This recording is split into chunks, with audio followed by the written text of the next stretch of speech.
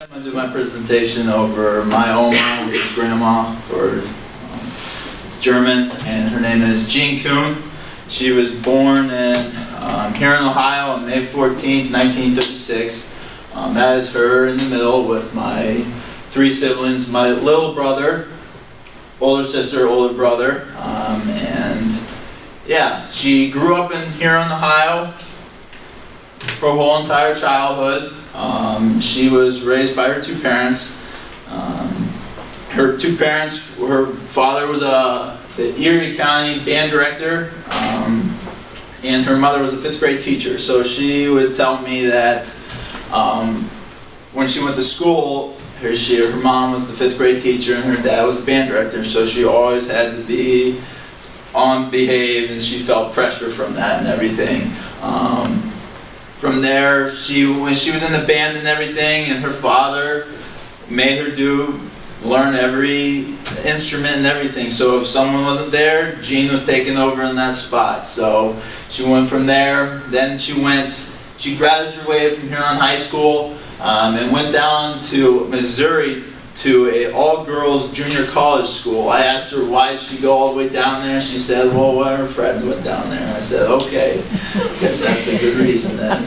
So she wanted me to add this. This is her sexy picture because all the girls at the junior college went down into the town and got these photos. So she wanted me to add that in there. She loved me doing this with her, and so there she went back. She went there for a couple of years and transferred to Kent State to get her education degree, where she would meet my grandfather, my papa, and it was kind of funny. She knew where he would be at every restaurant, so she knew where he was at and everything. So she would go to that restaurant to get his attention. Well, she finally got his attention, and they went on a date.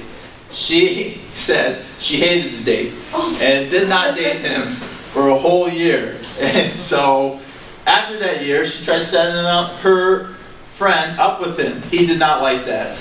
He liked her. So they started dating again. They went on a date. They got married in 1958.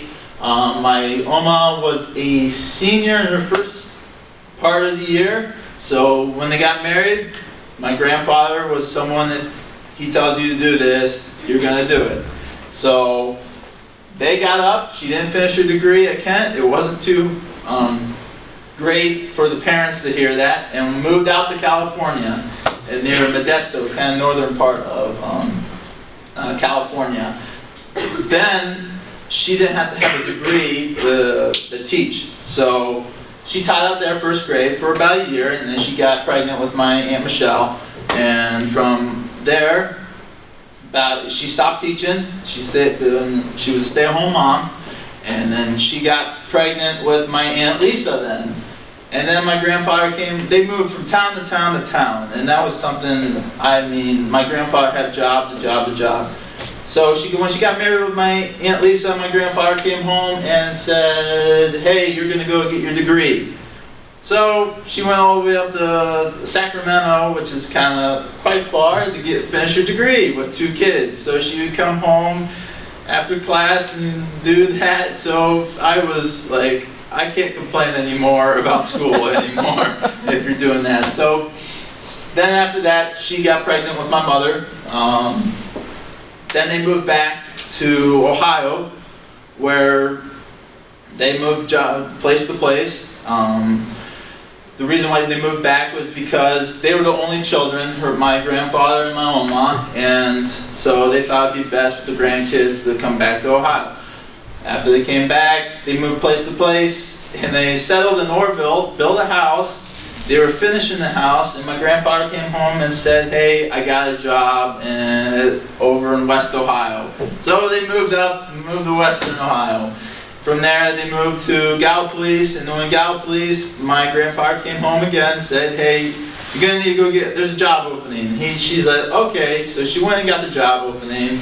She taught for first grade for about a year, and then when she went there, they moved to Harrison, Ohio, which is near Cincinnati. They stayed put for about, I'd say 20 years, 20, 22, 23 years, where my mother was raised and all of my aunts. She got second grade. She taught second grade there, and she retired as a second grade teacher. And then after she retired, I can keep going here. I missed all that. There's her wedding and everything, so I keep talking.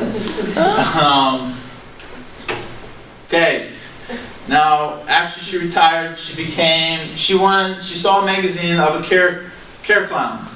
So she went to Wisconsin a couple of times in a week to become a care clown. She was adamant that she wanted me to pass these care clown cards out to you guys. And I will save you guys the scare a little bit, because I don't know if clowns are as popular now as what they were somewhere back then. So her name was Jeannikins. That was her care clown name. When she got her license or whatever, she took a while to get confident to go to the hospital or whatever. Well, her first job was on a psychiatric floor. So they put her in there and they locked the door behind her.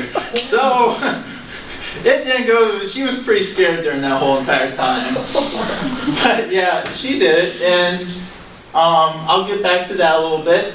So they moved to, after that, my family's from Sugar Creek, Ohio, which is about an hour south from here, and they moved here to be with us, and that's my papa. And so in 1996, my papa had a stroke. It paralyzed his right side and disabled him and made him live in assistance for the rest of his life. Well, my own mom, this is my twist on this. My own mom sacrificed her life, and, well, not necessarily, that's kind of too far, but she took much of her time to take care of my grandfather. She didn't want to put him in a nursing home, so she was a caretaker for the rest of his life, and for 18 years, until he passed away in 2015. But she continued to be a care clown and everything. But she took care of him. She'll say that she didn't wish my grandfather to have a stroke at all, but she would say she wouldn't change it, how she took care of him, what she did to him, and he died at home. And my Oma is someone who, the cliche thing of saying I got the best grandma out there or whatever, I'm very blessed to say that she's my Oma. She's been there for us. She spoils me. She spoils us kids with everything, but I know it's for love rather than all the gifts I get from her. She's at my games and everything. She's a very good Oma to me. She has been and everything.